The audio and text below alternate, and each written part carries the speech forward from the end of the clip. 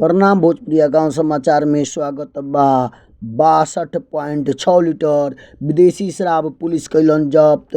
खबर विस्तार से। नौतन पुलिस के मिलल सबसे बड़ा सफलता। 62.6 लीटर विदेशी शराब जब्त कैलन। एटीपीएम स्पेशल 192 पीस 34.560 मिलीलीटर। किंगफिशर बियर 25 पीस 12 लीटर 500। रॉयल स्टैग 20 पीस 15 लीटर। टोटल शराब मात्रा 62.6 लीटर पुलिस जब्त कैलन। शराब विक्रेता के पहचान भइल बा। पुलिस आगे के कार्रवाई में जुटल बा। पुलिस आगे के कार्रवाई करतरन और शराब विक्रेता के धरपकड़ करे के प्रयास करतरन।